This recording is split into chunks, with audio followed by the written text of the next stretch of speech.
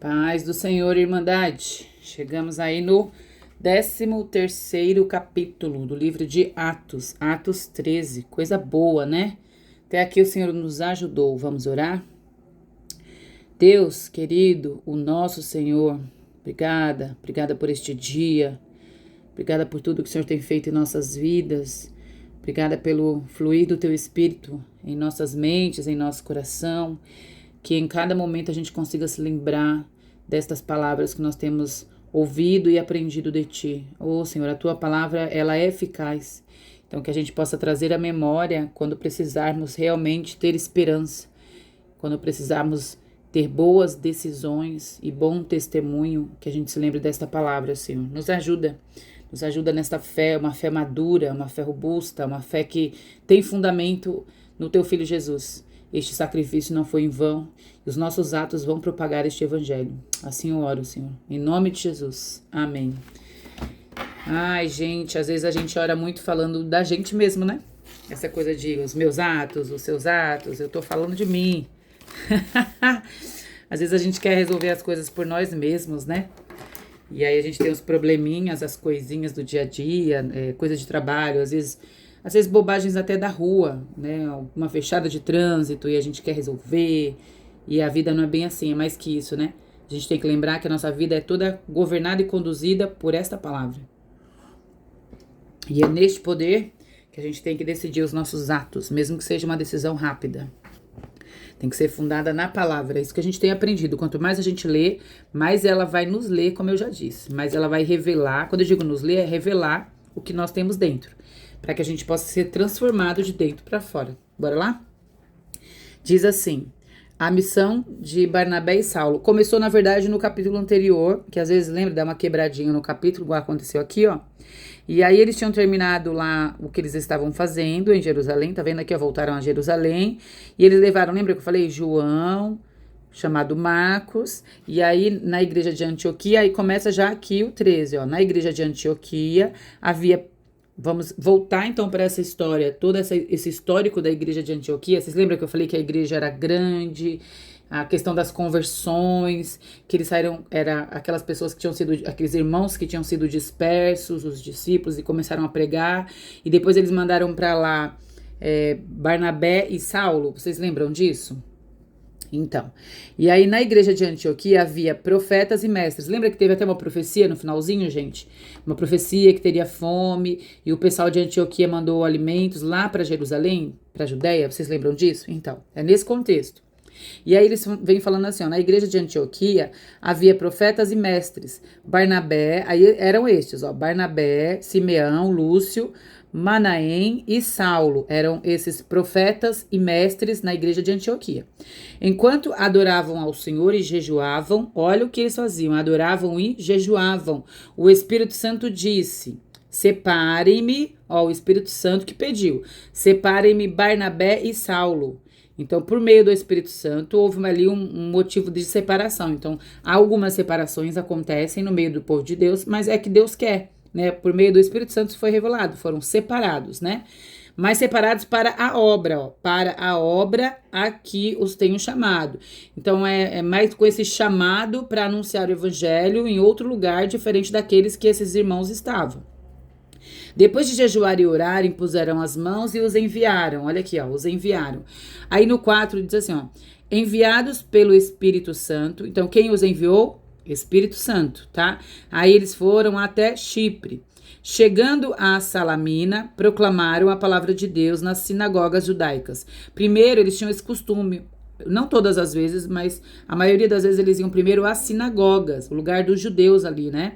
Eles iam às sinagogas judaicas para poder pregar a palavra, anunciar a palavra. Então, João estava com eles como auxiliar. Esse aqui é o João Marcos. Lembra que a gente falou sobre ele? João Marcos. Nós vamos falar mais sobre ele ainda um pouquinho também, tá?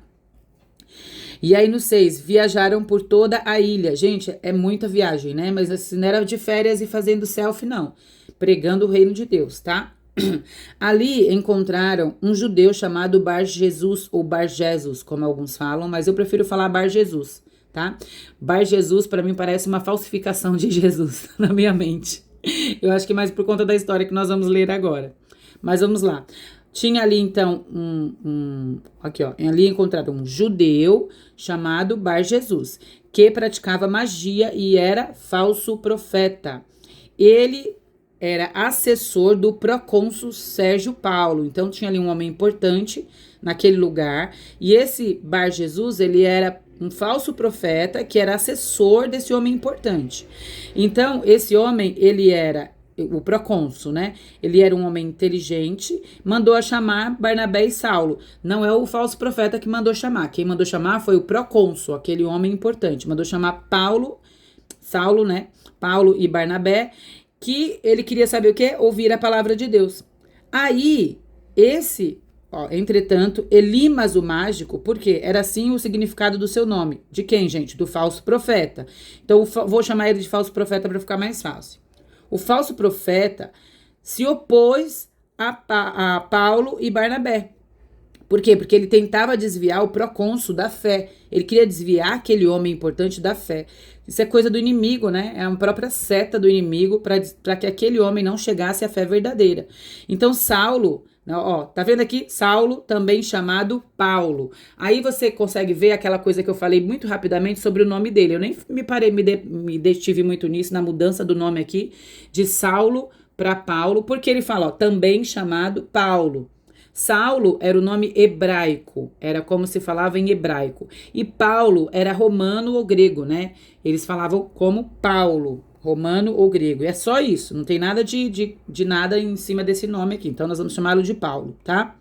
E Paulo, cheio do Espírito Santo, olhou firmemente para aquele falso profeta. Então Paulo olhou firmemente para ele, tá? E aí olha o que Paulo fala para ele no 10, gente. Filho do diabo e inimigo de tudo que é justo. Gente do céu, olha isso. Paulo não tinha medo do confronto, né? Ele foi direto, falou, ó, filho do diabo e inimigo de tudo que é justo, você está cheio de toda espécie de engano e maldade. Olha isso, cheio de engano e maldade. E aí eu coloquei aqui que era uma luta, né? Uma batalha espiritual, por quê?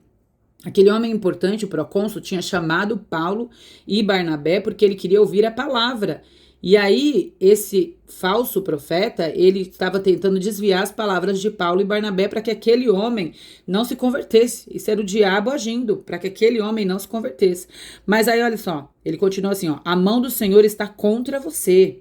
A gente costuma ver o contrário na Bíblia, né? A mão do Senhor era com eles, ou era sobre eles, validando o ministério de alguém. E esse falso profeta aqui, Paulo fala assim, a mão do Senhor está contra você. Gente, imagina o que é a mão de Deus contra alguém, né? E você ficará cego e incapaz de ver a luz do sol durante algum tempo. E assim aconteceu, até marquei aqui. Imediatamente ele começou a tatear e precisou de alguém para guiá-lo. Quando o procônsul, aquele homem importante, viu isso, ele creu. Esse homem passou a ter essa fé na palavra e também, claro, pelos sinais. Tá um pouquinho alto aqui, né?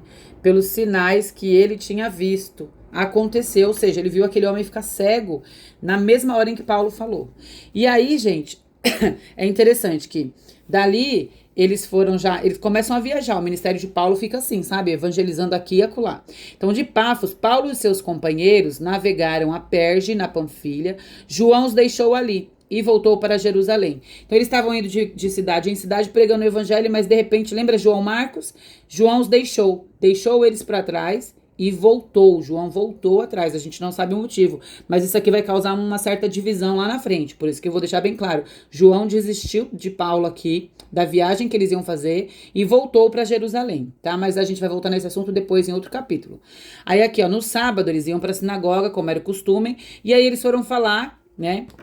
Paulo se colocou em pé, fez um sinal e começou a pregação de Paulo. E é interessante que a pregação de Paulo, gente, quando eu comecei a ler, eu falei, nossa, que interessante. Muito parecida com a pregação de Pedro, mas vamos lá. Ó. Paulo pondo-se em pé, aí disse, israelitas e gentios tementes a Deus. Ou seja, Paulo pregava não só para o povo ali que se denominava judeus, né, os israelitas, como está escrito aqui. Mas ele pregava já também aos gentios, ele pregava para todo mundo ali. E tementes a Deus, ouçam-me, o povo na terra do Egito. Aí ele começa a falar, ó, do povo deles, porque ele falou, gente, com propriedade para eles, porque eles eram aquele povo, né, esses israelitas, tá vendo? Então ele fala assim, ó, o povo, tá falando deles, a história do povo deles. É a história deles mesmo que Paulo está narrando para trazer. Aí ele vem trazendo aqui, ó, do Egito, quando eles saíram no deserto, passaram 40 anos, que Deus deu a terra por herança, depois vieram os juízes, depois veio Samuel, e eles rejeitaram o filho de Samuel, pediram um rei, veio Saul, Saul é um homem que se virou contra Deus, foi retirado o Espírito Santo, e aí veio Davi, que é um homem segundo o coração de Deus, e da descendência de Davi, aí ele vem e fala, aí ele chega em Jesus, ele foi muito inteligente aqui, né? E aí ele trouxe um Salvador, que é Jesus. Então ele vem narrando tudo isso para dizer para eles assim, ó, Paulo usa o contexto deles, vocês, israelitas, claro também para os gentios, né? Vocês, povo judaico, povo, vocês peregrinaram no deserto até chegar os dias de hoje, aí ele chega nos dias de hoje, vocês, tudo isso convergiu para que vocês soubessem quem era o Salvador, que é Jesus Cristo. E aí ele começa a falar de Jesus, e é interessante que começa assim, né? Ele fala dos dias, falou lá do passado, e agora ele fala dos dias que tinham sido mais próximos do que eles estavam vivendo ali. Que ele fala que Pilatos mandou executar, preso na cruz, ao madeiro, que Deus ressuscitou dos mortos, tá vendo aqui? E que eles eram testemunhas, que tinham muitas testemunhas no meio do povo, tá vendo? Ressuscitando Jesus. Ele traz aqui a mesma menção que Pedro trouxe, ó, tá vendo? Eu dou a vocês, tá vendo aqui? Igualzinho. Fala daquela coisa de não sofrer a decomposição, que fala que Davi morreu, mas Jesus ressuscitou. Bebendo água. E aí ele fala, Davi foi morto, ficou sepultado, mas Jesus não. E aí ele vem trazendo essa proclamação de Jesus. E além disso, ele fala assim, que Jesus foi proclamado, por meio de Jesus foi proclamado o perdão dos pecados. Aí ele chega nesse ponto crucial, que é o ponto da conversão. Para perdão dos pecados, né? Por meio dele, todo aquele que crê é justificado. Então, essa é a pregação de Paulo. Ele começou a pregar, e uma pregação muito, muito, muito boa, maravilhosa. E aí, é interessante que depois que ele começa a pregar, quando Paulo e Barnabé estavam saindo da sinagoga, o povo os convidou a falar mais a respeito dessas coisas. Olha que coisa interessante, gente. O povo, eu pensei que a gente às vezes começa tanto lendo, aconteceu isso difícil para impedir. A gente viu até agora há pouco aquele homem que era um falso profeta tentando impedir a pregação, né? E aqui o povo foi propício, eles estavam desejosos, eles queriam ouvir mais.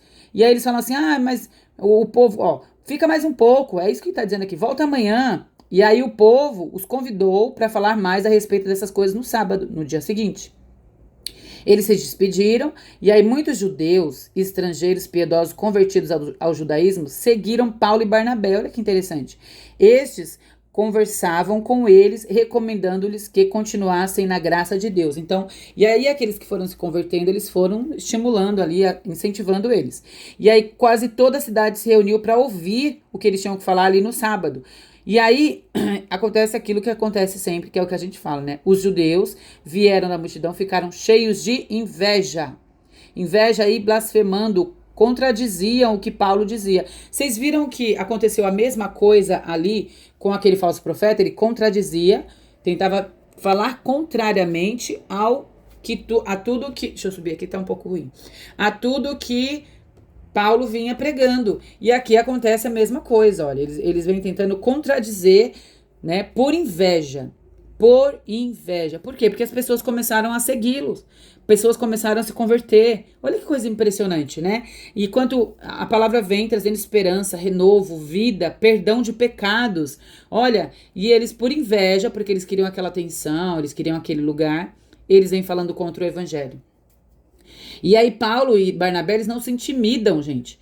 Eles não se intimidam, eles respondem corajosamente, eles dizem assim, ó, era necessário anunciar primeiro a vocês a palavra de Deus, mas vocês rejeitaram, e agora para os gentios. Ele tá falando assim, ó, chegou a vez do povo de Guarulhos. É isso que tá escrito. Chegou a vez do povo de São Paulo. Chegou a vez do povo do Brasil. Sabe aquele povinho? Chegou a vez. Nós somos esses aqui. Sabe por quê? Porque chegou a vez de todos os povos de toda a terra. Também veio não só para os judeus, mas para os gentios. E aí ele vem falando isso aqui, ó, até os confins, ó, para que você leve a salvação até os confins da terra. E ele cita a Bíblia para falar isso. Eu achei muito legal aqui a pregação. Nossa, eu amo pregação. E quando eu comecei a ler, eu falei, aquela pregação que não precisa de explicação. Por si só, ela tá perfeita. É só ler, não precisa fazer mais nada, né? E aí, ouvindo isso, os gentios alegraram-se, alegraram-se e bendisseram a palavra do Senhor e creram todos os que haviam sido designados para a vida eterna. Esse versículo aqui, gente, ele é bem polêmico, tá? Esse versículo é bem polêmico. Atos 13:48. Por quê? Porque aqui tem duas correntes, eu vou chamar assim, duas correntes doutrinárias. Tem duas correntes aí, que são os arminianos e os calvinistas, vocês já devem ter escutado, e nós não vamos polemizar, eu já falei sobre isso. Aqui é um versículo bem polêmico no nosso meio cristão. Algumas traduções até falam em predestinação para a vida eterna. Mas o que está escrito. E nós não vamos atrás de confusão. O que nós vamos fazer, como bons leitores da Bíblia, vamos ler o texto. E o texto diz: ouvindo isso, os gentios alegraram-se, bendisseram a palavra do Senhor e creram todos os que haviam sido designados para a vida eterna. Enfim. E vamos para o próximo. E diz assim: a palavra do Senhor se espalhava por toda a região. Os judeus, porém, aí começa, gente, de novo oposição. Incitaram mulheres tementes a Deus, de elevada posição, olha isso, e provocando uma perseguição contra Paulo e Barnabé, os expulsaram da região.